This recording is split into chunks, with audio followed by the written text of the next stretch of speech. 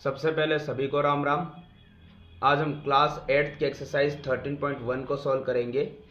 Exercise 13 new syllabus के अंदर और ओल्ड सिलेबस में है 15.1। एक्सरसाइज है इंट्रोडक्शन टू ग्राफ, यानी कि यहाँ पे हमें ग्राफ से संबंधित क्वेश्चन को सॉल्व करना है।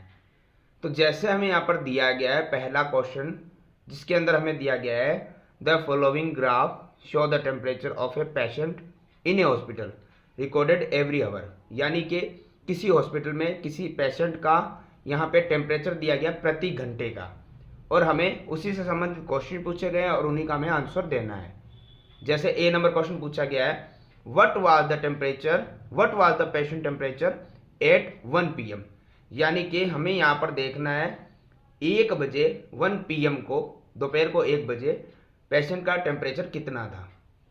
तो जैसे हम ग्राफ में बनाते हैं, ये हमारा एक्स अक्ष होता है और ये होता है वाई अक्ष। तो हमें क्या करना है, यहाँ पे 1 PM का टेम्परेचर जो हो रहा है हमें वो देखना है।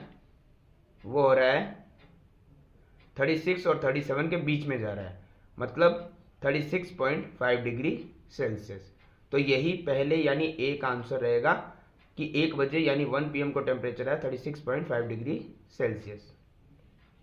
इसी से रिलेटेड क्वेश्चन नंबर बी हमें दिया गया है when was the patient temperature 38.5 degree Celsius, यानी कि 38.5 डिग्री सेल्सियस टेम्परेचर पेशेंट का कितने बजे था, कब था। तो हमें यही देखना है कि हमें 38.5 मिलेगा 38 और 39 के बीच में, ये रहा। ये टेम्परेचर हमारा है यहाँ पर, और ये कितने बजे है, 12 नून, यानी कि दोपहर को 12 बजे। तो हम इसके आंसर में लिख देंगे 12 नून। तो ये हमारा बी नंबर का आंसर हो गया। ऐसे ही हम क्वेश्चन नंबर इसी का सी देखेंगे, जो हमें दिया गया है the patients temperature was the same 2 times during the period given, what were these 2 times, यानी कि जो पेशेंट है उसका टेम्परेचर किसी भी 2 समय एक जैसा ही था। वो 2 समय कौन से थे, तो हम देखते हैं कि टेम्परेचर्स ये हमें दिए गए टेम्परेचर्स इन डिग्री में। तो हम देखते हैं यहाँ पर ऊपर नीचे ग्राफ जा रहा है, लेकिन 2 जगह हैं जहाँ पे टेम्परेचर सेम है। वो टाइम कितने बजे का था, तो पहला जहाँ पर है वो टाइम था 1 PM, और सेकंड जो टाइम था वो हमारा है 2 PM, यानी कि दोपहर को 1 बजे और 2 बजे हमारा वो समय था जब टेम्परेचर क्या था, सेम था। तो हम यहाँ आंसर में लिख सकते हैं सी नंबर में फर्स्ट टाइम तो है 1 PM और सेकंड टाइम हमारा 2 PM। इन दोनों टाइम्स पर हमारा टेम्परेचर, जो पेशेंट का टेम्परेचर है वो क्या था, सेम था।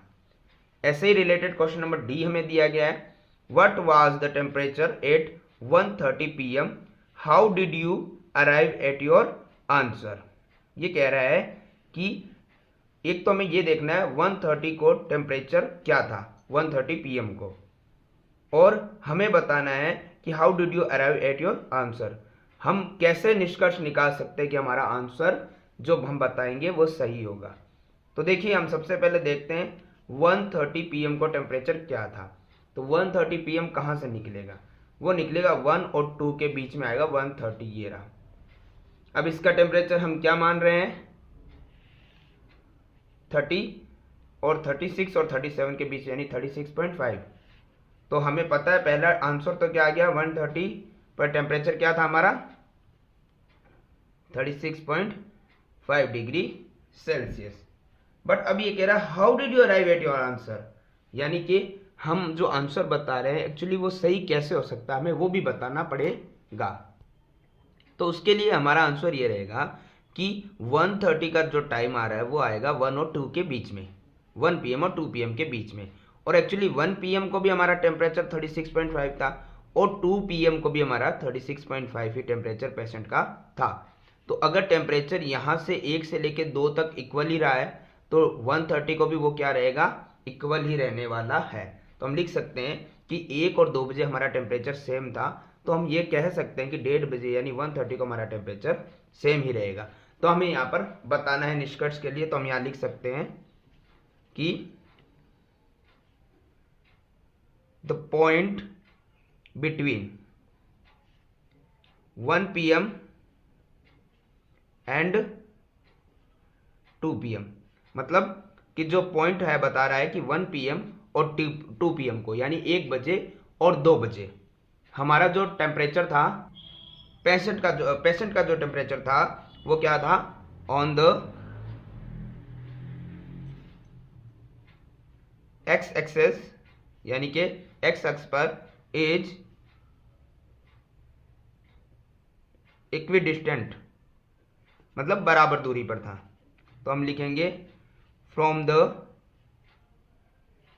2 पॉइंट, यानी कि जब 2 पॉइंट के बीच में टेम्परेचर या कोई भी चीज सेम रहती है तो बीच में भी वो क्या रहेगी, सेम रहेगी। तो हम लिख सकते हैं कि from the 2 point showing 1 PM and 2 PM, so it will represent 1:30 PM similarly। Okay, so इसीलिए हम ये बता सकते हैं कि तो 1 और 2 का जो टेम्परेचर था वही हमारे 1:30 पर भी सिमिलर रहेगा। इसीलिए टेम्परेचर 1:30 को कितना रहा था, 36.5 डिग्री सेल्सियस। क्वेश्चन नंबर ई हमें दिया गया है, during which period did the patients temperature show an upward trend. ये कह रहा है हमें उन्हीं समय के बारे में बताना है जिस समय में जो पेशेंट था, जो मरीज, उसका टेम्परेचर अपवर्ड यानी ऊपर की तरफ ही बढ़ा है। तो देखो हम पहले देख लेते हैं कहाँ कहाँ बढ़ रहा है। पहले हम 9 बजे से शुरू करते हैं। 9 बजे से 10 बजे तक का टेम्परेचर बढ़ा है। तो हम लिख सकते हैं अपवर्ड में गया, इसलिए हम लिख सकते हैं यहां पर कि 9 AM टू 10 AM, ये वो टाइम है जहां पे टेम्परेचर अपवर्ड गया है। सेकेंडली हम देखते हैं 10 से लेके 11 तक भी टेम्परेचर हमारा अपवर्ड की तरफ गया, यानी कि बढ़ा है। तो ट्रेंड रहा अपवर्ड ट्रेंड। तो हम यहां लिख सकते हैं 10 AM टू 11 AM। नेक्स्ट हम यहां देखते हैं कि 11 AM से 12 नून को हमारा टेम्परेचर क्या रहा है। 11 से 12 को टेम्परेचर हमारा हुआ है डाउनवर्ड आया है, यानी कि नीचे की तरफ आया है। अब हम आगे देख सकते हैं 12 से 1 भी हमारा नीचे की तरफ ही ग्राफ आ रहा है। 1 से 2 सिमिलर रहा है और 2 से 3 हमारा ऊपर की तरफ गया है, यानी कि अपवर्ड ट्रेंड की तरफ गया है। तो हम देख सकते हैं यहाँ पे लिख सकते हैं 2 PM टू 3 PM। तो इस प्रकार से हमारा क्वेश्चन नंबर 1 होता है कंप्लीट।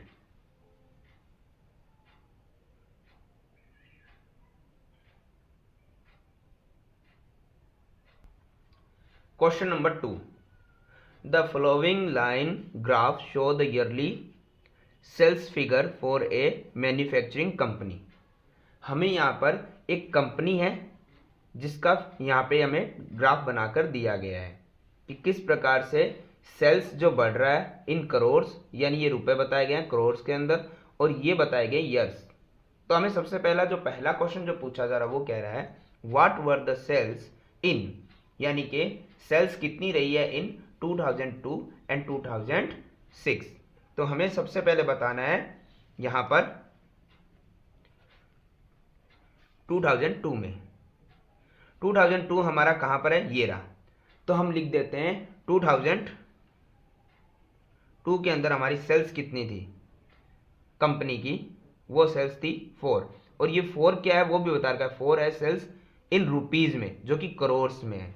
तो हम लिख सकते हैं 4 करोड़ रुपीज। तो हम यहां लिखेंगे रुपीज में है और कितना है 4 करोड़। इसी से रिलेटेड हमारा क्वेश्चन 2006 के अंदर हमें सेल बतानी है। तो 6 हमारा ये रहा 2006, जो हमें ग्राफ में दिया मिलेगा।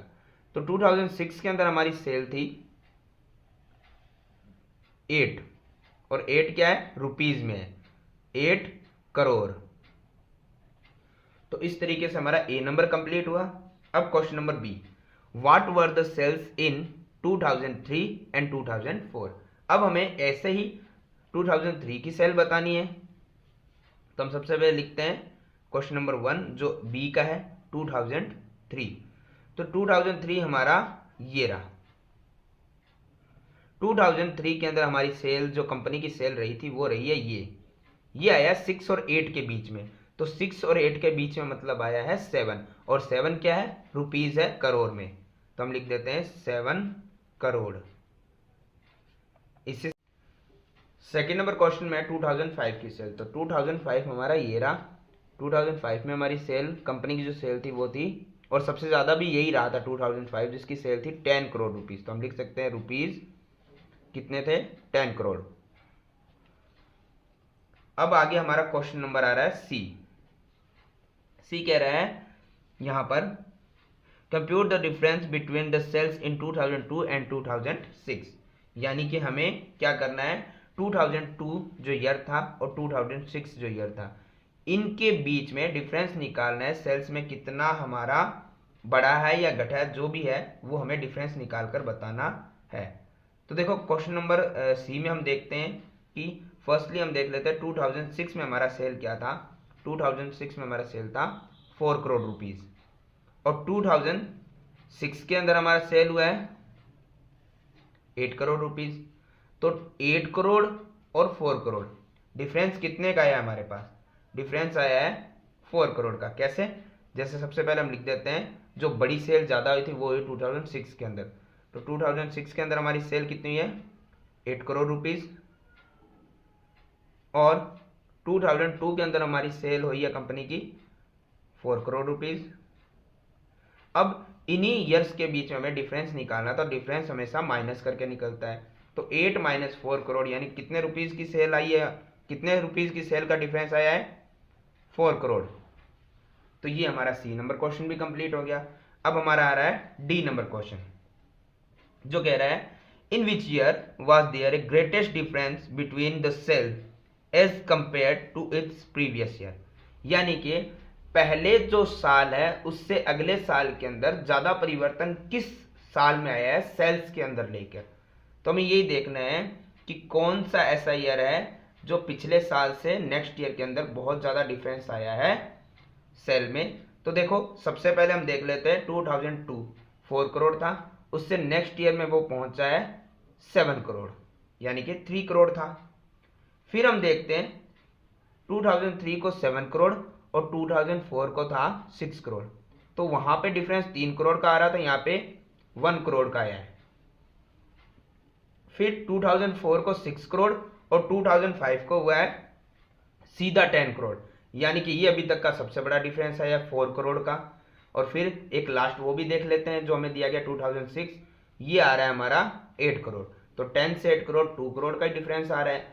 तो सबसे बड़ा डिफरेंस दिखा कहाँ हमें, हमें दिखा 2004 जिसमें 6 करोड़ था और 2005 जिसमें 10 करोड़ था। तो डिफरेंस सबसे बड़ा आया है 2005 के अंदर। तो ये पूछ रहा है in which year was there a greatest difference, तो सबसे बड़ा डिफरेंस किस ईयर में आया है, ये आया है 2005 में, जो कि अपने पहले के साल से कंपेयर करते हैं तो बड़ा डिफरेंस है। तो उसके पहले के साल 2004 से जब हम कंपेयर करते हैं तो वहां पे डिफरेंस था हमारा 6 करोड़ पे सेल थी और ये 10 करोड़ पे चली, यानी 4 करोड़ का डिफरेंस आया है। तो यही 2005 इसका आंसर होगा। ये क्वेश्चन नंबर 2 हमारा होता है कंप्लीट। क्वेश्चन नंबर 3, यहां पर हमें दिया गया है for an experiment in botany 2 different plants, plant A और बी। यहां पर एक एक्सपेरिमेंट के अंदर 2 अलग अलग प्रकार के पौधे लिए गए हैं, जो एक है प्लांट ए और एक है plant B. Were grown under similar laboratory condition. इन दोनों ही पौधों को एक जैसी कंडीशंस में ही लगाया गया है, एक लेबोरेटरी के अंदर ही। The height were measured at the end of each week for 3 weeks. The result are shown by following graph. यानी कि 2 पौधे हैं प्लांट ए और प्लांट बी, जिनको एक ही कंडीशन के अंदर एक्सपेरिमेंट के दौरान एक ही जगह पर लगाया गया है, पर दोनों पौधे अलग अलग हैं। लेकिन इनको जिन कंडीशन में लगाएगा वो कंडीशन सेम है।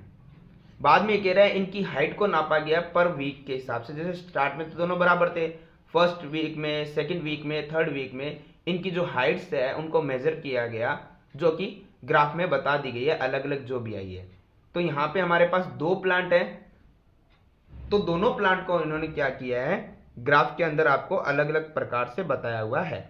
जैसे हम यहाँ लिख भी सकते हैं कि प्लांट जो ए है उसको कैसे इंडिकेट किया गया है, डॉट से, और प्लांट बी है उसे किससे इंडिकेट किया गया है, स्ट्रेट लाइन से। तो हमें यहाँ पे इन दोनों ही जो प्लांट्स है इनको रिलेट करते हुए कुछ क्वेश्चन है वो हमें देखना है। क्वेश्चन नंबर ए ये कह रहा है how high was plant A after 2 week and 3 week. Plant A हमें देखना है और हमें प्लांट ए की जो हाइट 2 वीक और 3 वीक में रही है उसी को हमें यहाँ पर बताना है क्या मेजरमेंट आया है। तो देखो यहाँ पे प्लांट ए हमारा डॉट डॉट से रिलेट किया गया है, इंडिकेट किया गया है, तो हमें ये डॉट डॉट वाली लाइन पे ध्यान देना, ये हमारा प्लांट ए है। तो प्लांट ए एक तो सेकंड वीक पे कहा था, सेकंड वीक हमारा ये रहा, तो हमें यहां देखना है सेकंड वीक पे। वैसे तो डॉट डॉट यानी प्लांट ए और स्ट्रेट लाइन यानी प्लांट बी दोनों एक ही नंबर पर मेजर हुए, एक ही जगह एक ही हाइट पर मेजर हुए, तो हमें प्लांट ए बताएं या बी बताएं दोनों एक ही जगह आने वाले। और कितना मेजरमेंट आया है, ये आया 6 और 8 के बीच में, यानी कि 7। और 7 क्या वो भी आपको बता दिया, हाइट बताइए इन सेमीज। तो हम बता सकते हैं कि जो हमारा 2 वीक्स था उसमें हमारा प्लांट ए आया है 7 सेमी हाइट पर। और इसी से रिलेटेड कि थर्ड वीक पे प्लांट ए कहां पे पहुंचा है, थर्ड वीक ये रहा और इसमें प्लांट ए पहुंचा है ये रहा, ये आया है 8 एंड 10 के बीच में। तो 8 और 10 के बीच में क्या आने वाला है, ये आएगा 9। और किस में किया गया था मेजर, सेमी में। ऐसा ही क्वेश्चन नंबर बी है जिसमें हमें पूछा गया है how high was plant B. अब हमें प्लांट बी के बारे में बताना है। तो प्लांट बी जो स्ट्रेट लाइन को इंडिकेट कर रहा है वही रहेगा, यानी ये वाला। तो ये हमें बताना है सेकंड वीक पर। तो सेकंड वीक हमारा ये रहा। तो सेकंड वीक में तो वैसे प्लांट ए और बी दोनों एक ही जगह मेजर हो रहे थे, तो ये हम बता सकते हैं ये 6 और 8 के बीच में, यानी कि फर्स्ट आंसर हो गया 7 सेमी। और इसी से रिलेटेड है थर्ड वीक पे प्लांट बी बताना है, तो थर्ड वीक ये रहा और प्लांट बी ये रहा।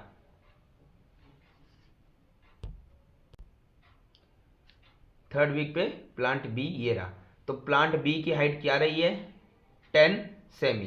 तो हम लिख सकते हैं 10 सेमी।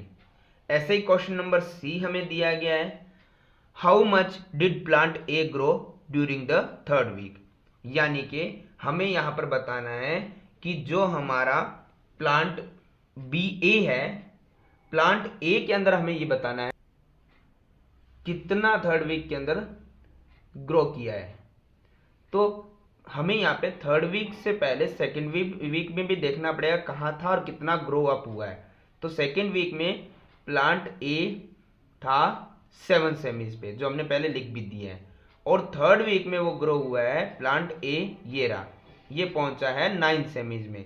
यानी कि 7 सेमी से 9 सेमी में पहुंचने के लिए कितना ये बड़ा होगा पौधा हमारा प्लांट ए। तो हम लिख सकते हैं कि प्लांट ए ग्रो हुआ है थर्ड वीक के अंदर 2 सेमी, क्योंकि सेकेंड वीक में ये 7 सेमीज पे था और थर्ड वीक पर ये 9 पे पहुंचा, यानी कि 2 सेमीज ने ग्रो किया है। क्वेश्चन नंबर डी में भी हमें यही पूछा गया है कि how much did plant B grow from the end of second week to the end of third week. Second week के एंड से थर्ड वीक के एंड तक प्लांट बी ने कितना ग्रो किया है। तो सेकेंड वीक में प्लांट हमारा बी भी था 7 सेमी पे, और थर्ड वीक पे प्लांट बी हमारा पहुंच गया है 10 सेमी पे, यानी कि 7 से 10 सेमी तक पहुंचने में कितना ग्रो हुआ होगा, ये हुआ है 3 सेमी, क्योंकि 7 सेमी पे था 10 सेमी पहुंच गया, तो 3 सेमी ये ग्रो हो चुका है। Question number E, during which week did plant A grow most.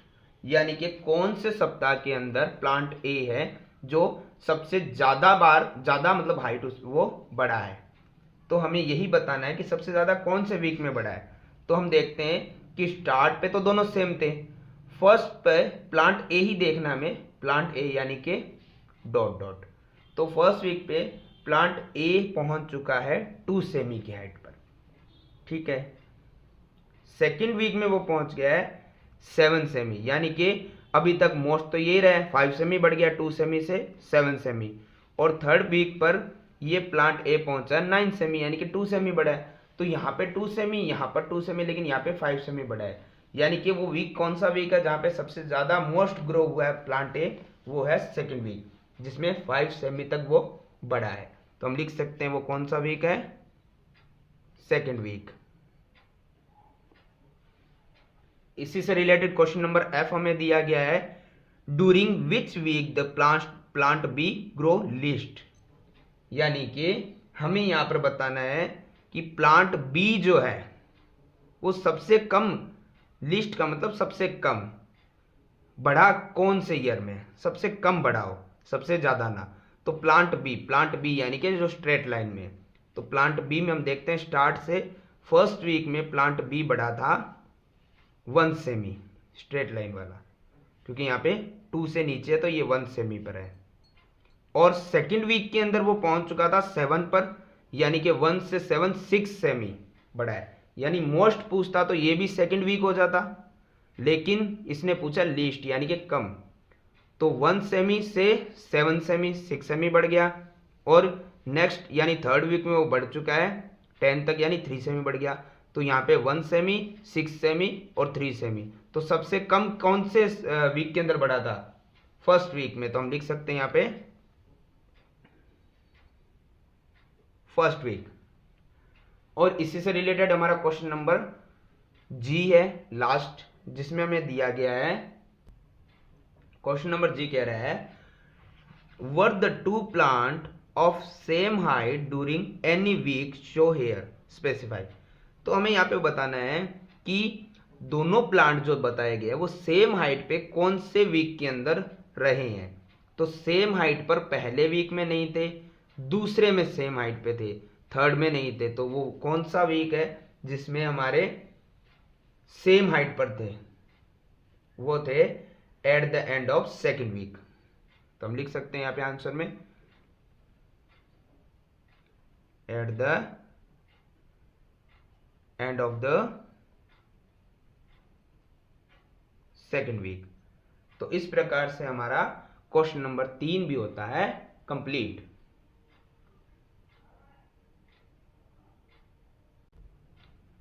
Question number 4, the following graph show the temperature forecast and the actual temperature for each day for of a week. यानी कि यहाँ पर week के per day का temperature दिया गया है, एक हमें दिया गया फोरकास्ट टेम्परेचर, एक हमें दिया गया है एक्चुअल टेम्परेचर। और दोनों को बताने के लिए हम लिख देते हैं यहाँ पर, एक हमारा हो गया फोरकास्ट टेम्परेचर और एक हमारा हो गया है एक्चुअल टेम्परेचर। हम यह बता देते हैं कि जो हमारा फोरकास्ट टेम्परेचर जो यहां में बताया गया है, यानी कि फोरकास्ट का मतलब होता है पूर्वानुमानित, यानी कि पहले से जो अनुमान लगाया जा रहा है वो हो रहा है फोरकास्ट टेम्परेचर। वो हमें यहाँ पे दर्शाया गया है, बताया गया dot dot line, dot dot से। और एक्चुअल यानी कि वास्तविक, उस टेम्परेचर को हमें बताया गया यहाँ पे स्ट्रेट लाइन से। तो हमें क्या करना है, इसी में यहाँ पे डिफरेंस बताने हैं जो हमें क्वेश्चन पूछेगा। जैसे पहला क्वेश्चन है, on which days are the forecast temperature the same as the actual temperature. यानी कि जो फोरकास्ट टेम्परेचर है और जो एक्चुअल टेम्परेचर है कौन से दिनों में सेम रहा है। जो पूर्वानुमानित यानी कि वास्तविक, पूर्वानुमानित यानी कि फोरकास्ट, और जो वास्तविक यानी कि एक्चुअल टेम्परेचर है वो किस दिन सेम रहा है। मंडे को वो सेम नहीं था, दोनों अलग अलग थे। ट्यूसडे को वो सेम था। तो हम लिख सकते हैं यहाँ पे कि हमारे आंसर में ट्यूसडे है जिस दिन टेम्परेचर फोरकास्ट और एक्चुअल दोनों एक ही टेम्परेचर पे थे, सेम थे।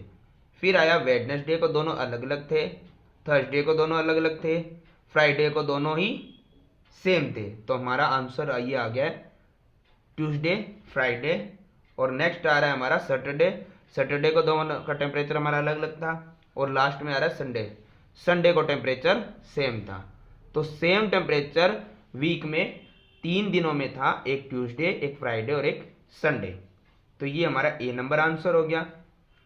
ऐसे ही क्वेश्चन नंबर बी जो पूछा जा रहा है, what was the maximum forecast temperature during the week, यानी कि सबसे ज्यादा टेम्परेचर जो फोरकास्ट टेम्परेचर था इस वीक के दौरान वो कितना था, मैक्सिमम टेम्परेचर था कितना। तो हमें वही बताना है यहाँ पर कि सबसे ज्यादा टेम्परेचर मैक्सिमम कितना था फोरकास्ट टेम्परेचर। और फोरकास्ट कैसे है, डॉट डॉट वाला। तो हमें डॉट डॉट वाली लाइन पे ध्यान देना है। सबसे ज्यादा ऊपर कितना टेम्परेचर जा रहा है, वो जा रहा है ये रहा। तो ये कितना चला गया है, 35 डिग्री सेल्सियस। तो फोरकास्ट टेम्परेचर सबसे ज्यादा चला गया है 35 डिग्री सेल्सियस। फिर सी नंबर क्वेश्चन है, what was the minimum actual temperature during the week. Minimum, minimum मतलब कम से कम, और एक्चुअल टेम्परेचर यानी कि जो स्ट्रेट लाइन है वो वाला टेम्परेचर हमें देखना है मिनिमम कब है। तो देखो यहां पर ये है 15 और 20 के बीच में, फिर ये ऊपर जा रहा है, हमें मिनिमम बताना। तो ये मिनिमम में आया है 15 डिग्री पर, और ये नेक्स्ट डे भी सिमिलर है, और उसके बाद ज़्यादा चला गया। तो मिनिमम कितना आया है 15 डिग्री टेम्परेचर। तो मिनिमम के अंदर हमारा आंसर हो गया है 15 डिग्री सेल्सियस।